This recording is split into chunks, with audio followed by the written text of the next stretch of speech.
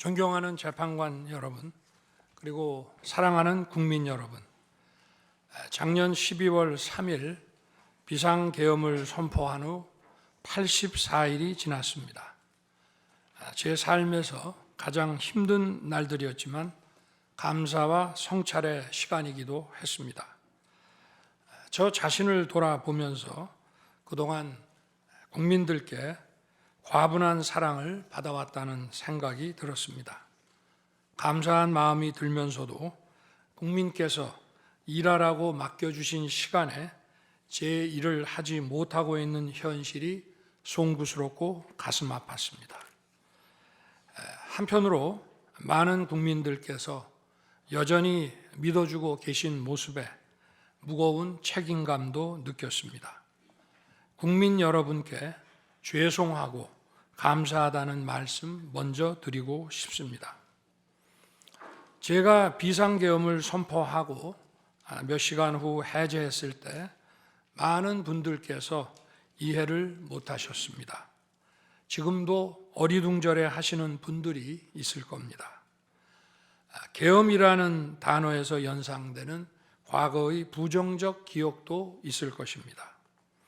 거대 야당과 내란 공작 세력들은 이런 트라우마를 악용하여 국민을 선동하고 있습니다.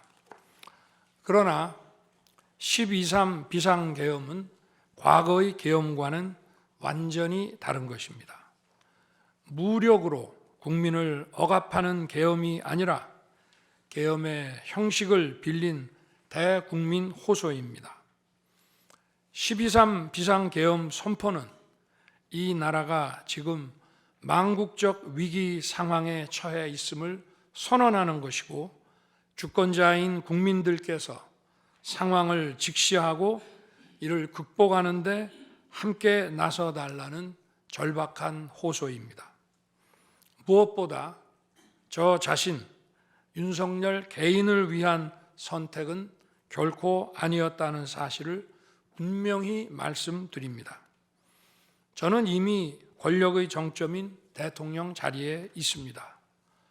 대통령에게 가장 편하고 쉬운 길은 힘든 일을 굳이 벌이지 않고 사회 여러 세력과 잘 타협하고 모든 사람들에게 듣기 좋은 말을 하면서 임기 5년을 안온하게 보내는 것입니다. 일하겠다는 욕심을 버리면 치열하게 싸울 일도 없고 어려운 선택을 할 일도 없어집니다. 저 개인의 삶만 생각한다면 정치적 반대 세력의 거센 공격을 받을 수 있는 이런 비상계엄을 선택할 이유가 전혀 없습니다. 저는 비상계엄을 결심했을 때 제게 많은 어려움이 닥칠 것을 당연히 예감했습니다. 거대 야당은 제가 독재를 하고 집권 연장을 위해 비상계엄을 했다고 주장합니다. 내란죄를 씌우려는 공작 프레임입니다. 정말 그런 생각이었다면 고작 280명의 실무장도 하지 않은 병력만 투입하도록 했겠습니까? 주말이 아닌 평일에 계엄 선포를 하고 계엄을 선포한 후에 병력을 이동시키도록 했겠습니까? 심판정 증거조사에서 드러난 사실에 의하면 그나마 계엄 해제 요구 결의 이전에 국회에 들어간 병력은 106명에 불과하고 본관에 들어간 병력은 15명입니다. 15명이 유리창을 깨고 들어간 이유도 자신들의 근무 위치가 본관인데 입구를 시민들이 막고 있어서 충돌을 피하기 위해 불 꺼진 창문을 찾아 들어간 것입니다. 또한 국회의 해제 요구 결의가 이루어진 이후에 즉시 모든 병력을 철수했습니다. 투입된 군의 병력이 워낙 소수이다 보니 국회 외곽 경비와 질서 유지는 경찰에 요청했습니다. 경찰은 인근 전장년 집회 대응 경력 300명을 국회 외곽에 보냈습니다. 부상당한 군인들은 있었지만 일반 시민들은 단 한 명의 피해도 없었습니다. 처음부터 저는 국방장관에게 이번 비상계엄의 목적이 대국민 호소용임을 분명히 밝혔습니다. 또한 국회의 계엄 해제 요구가 신속히 뒤따를 것이므로 계엄 상태가 오래가지 않을 것이라고 했습니다. 하지만 그런 내용을 사전에 군 지휘관들에게 그대로 알릴 수는 없었습니다. 그래서 최소한의 병력을 실무장하지 않은 상태로 투입함으로써 군의 임무를 경비와 질서 유지로 확실하게 제한한 것입니다. 많은 병력이 무장 상태로 투입되면 아무리 조심하고 자제하라고 해도 군중과 충돌하기 쉽습니다. 그런 일이 발생하지 않도록 원천 차단한 것이고 실제 결과도 예상대로였습니다. 제가 소수의 병력, 비무장, 경험 있는 장병 이 세 가지를 장관에게 명확히 지시한 이유입니다. 그런데도 거대 야당은 이것을 내란이라고 주장하고 있습니다. 병력 투입 시간이 불과 2시간도 안 되는데 2시간짜리 내란이라는 것이 있습니까? 방송으로 전 세계, 전 국민에게 시작한다고 알리고 국회가 그만두라 한다고 바로 병력을 철수하고 그만두는 그런 내란을 보셨습니까? 대통령이 국회를 장악하고 내란을 일으키려 했다는 주장은 어떻게든 대통령을 끌어내리기 위한 선동 공작입니다.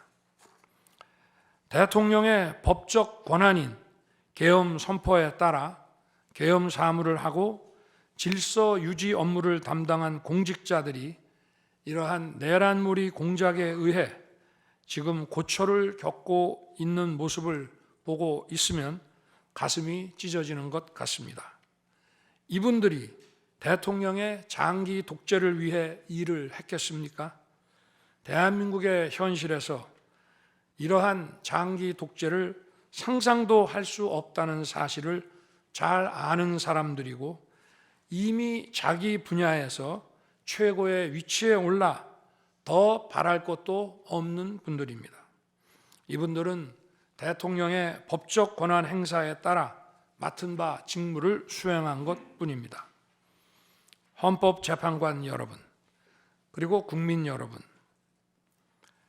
대통령의 자리에서 많은 정보를 가지고 국정을 살피다 보면 남들에게는 보이지 않는 것들, 겉으로는 잘 드러나지 않는 문제점들이 많이 보이게 됩니다. 당장은 괜찮아 보여도 얼마 뒤면 큰 위기로 닥칠 일들이 대통령의 시야에는 바로 들어옵니다.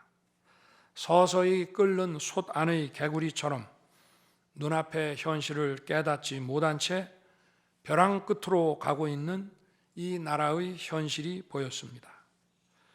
언제 위기가 아닌 때가 있었냐고 하는 분도 있을 겁니다. 그렇지만 그동안의 위기가 돌발 현안 수준이었다면 지금은 국가 존립의 위기, 총체적 시스템의 위기라는 점에서 차원이 완전히 다릅니다. 미국 트럼프 대통령은 취임 첫날 국가 비상사태를 선포하고 군을 투입했습니다. 미국이 국가 비상사태인가에 대한 판단은 다를 수 있습니다. 하지만 불법 체류자와 마약 카르텔 등 당면한 위기에 맞서 국민들을 지키기 위한 대통령의 결단임은 분명해 보입니다. 그렇다면 지금 우리나라의 현실은 어떻습니까? 국가 비상사태가 아니라고 단언할 수 있습니까? 북한을 비롯한 외부 주권 침탈 세력들과 우리 사회 내부의 반국가 세력이 연계하여 국가 안보와 계속성을 심각하게 위협하고 있습니다. 이들은 가짜 뉴스, 여론 조작, 선전선동으로 우리 사회를 갈등과 혼란으로 몰아넣고 있습니다.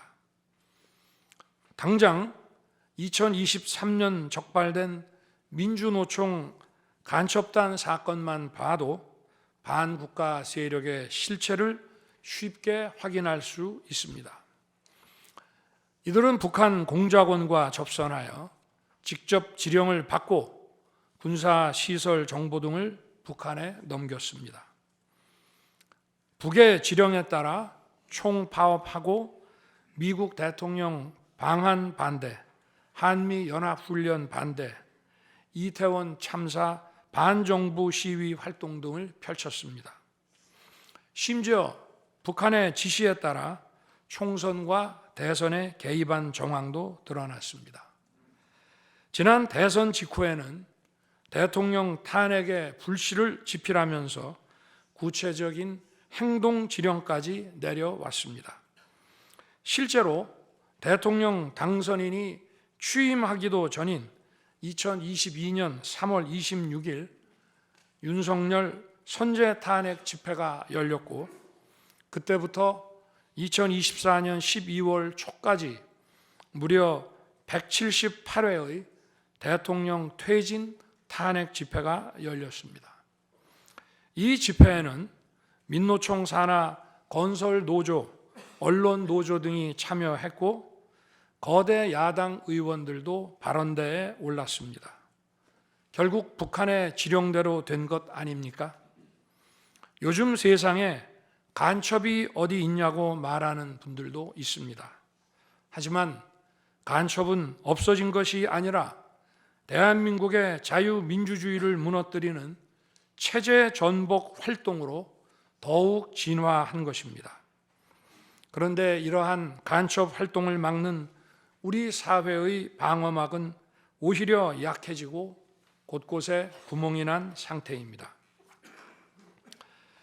지난 민주당 정권의 입법 강행으로 2024년 1월부터 국정원의 대공수사권이 박탈됐습니다.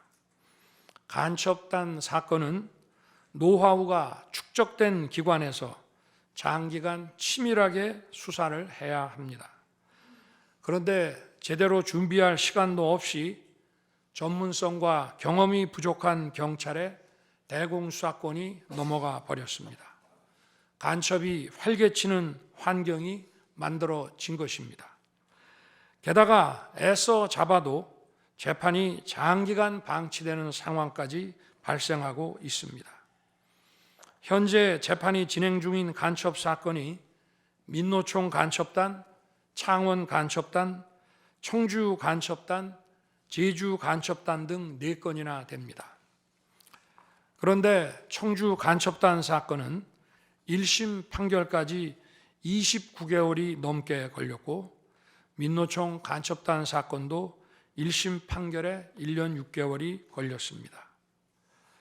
이들은 구속기간 만료 후 석방되어 1심 판결로 법정 구속이 될 때까지 버젓이 활보하고 다녔습니다. 현재 창원 간첩단 사건은 2년 가까이 재판이 중단되어 있고, 제주 간첩단 사건도 1년 10개월째 재판이 파행 중입니다. 모두 석방된 상태입니다.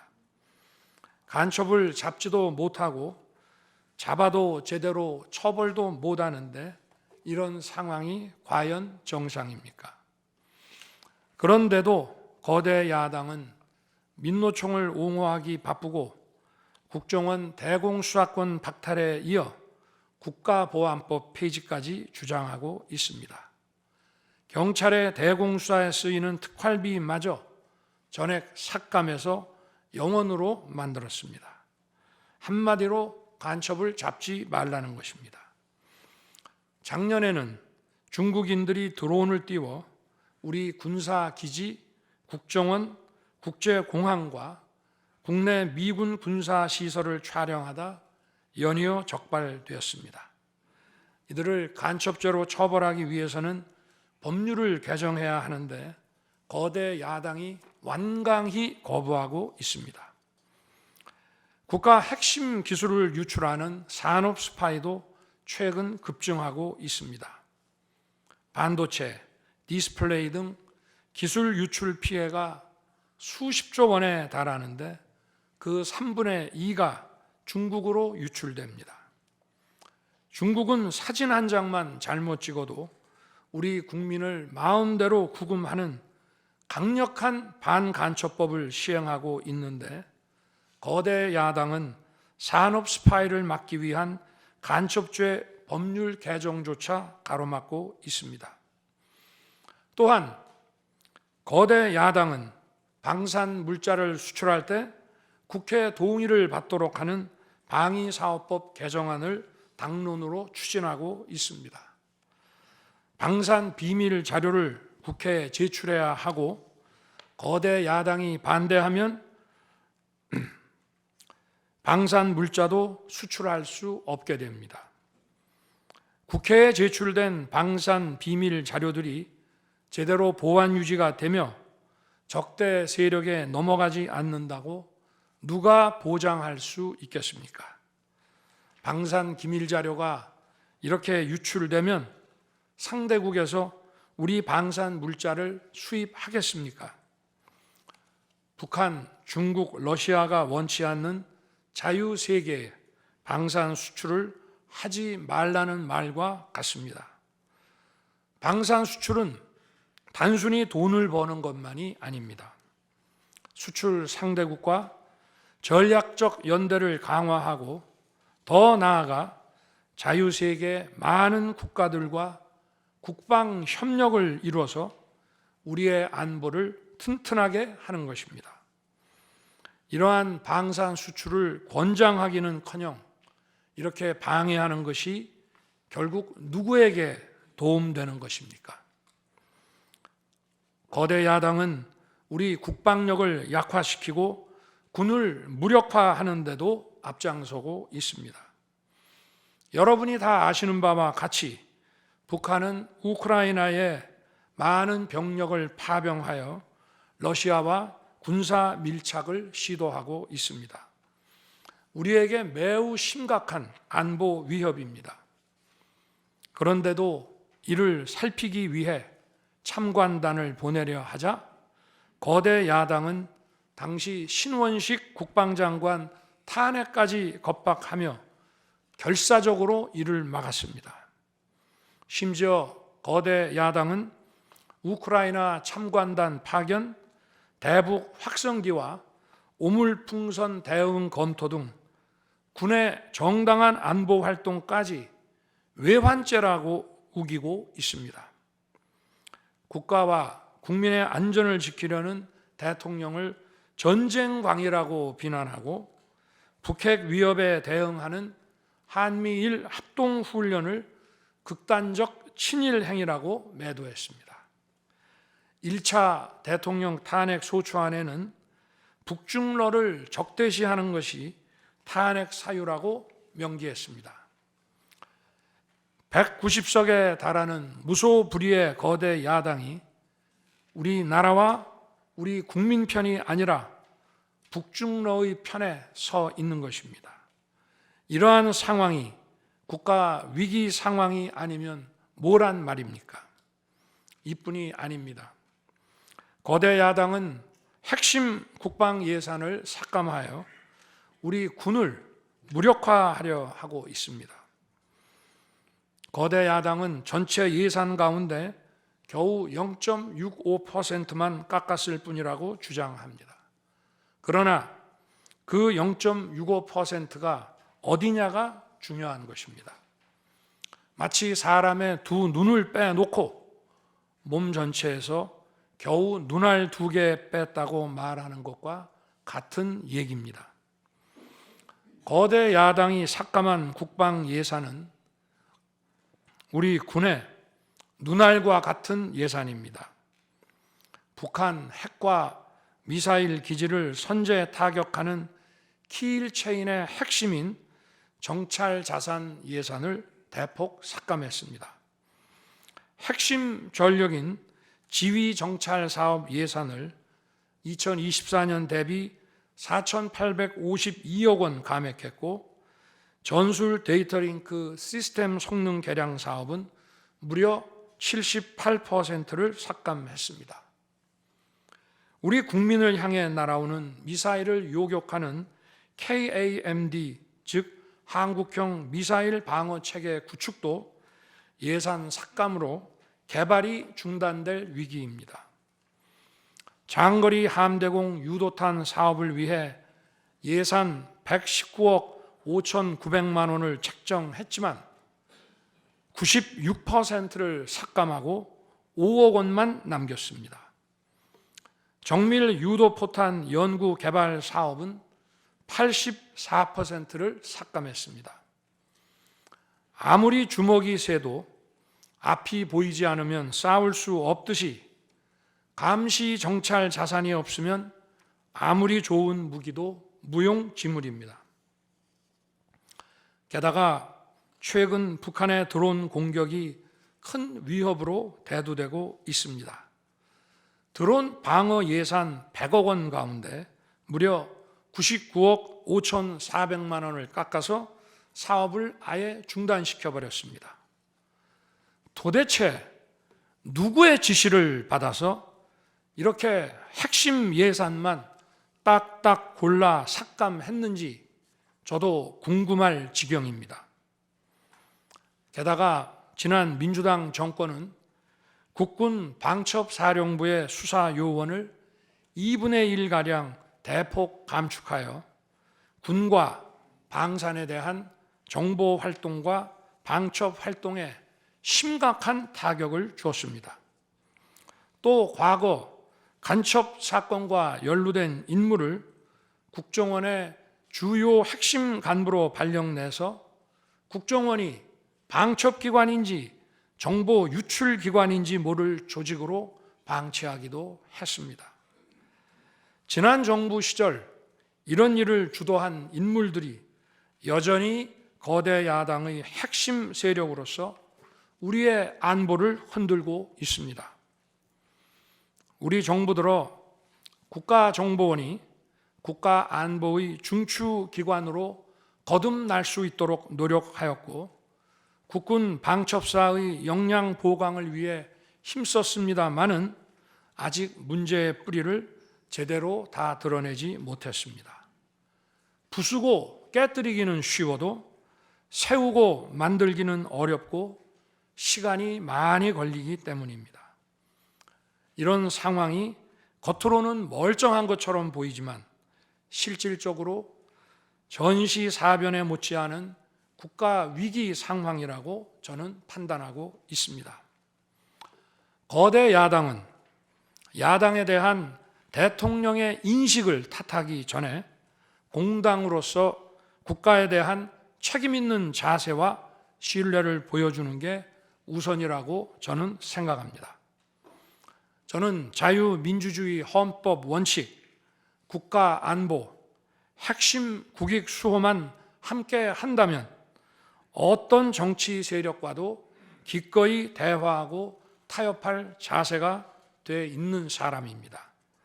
나라와 국민을 위한 길에 좌파, 우파가 어디 있겠습니까?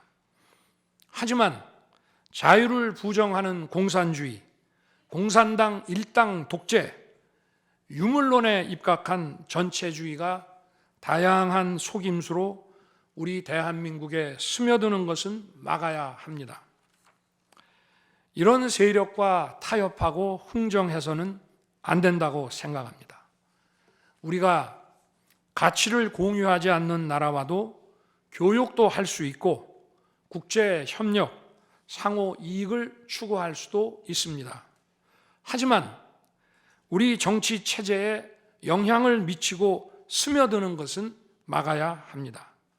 그것이 국방 안보만큼 중요한 정치 안보입니다. 바로 우리의 자유민주주의를 지키는 길입니다. 자유민주주의 국가의 공당이라면 이런 세력을 옹호하고 이런 세력과 손잡는 일은 절대 해서는 안 되는 것입니다.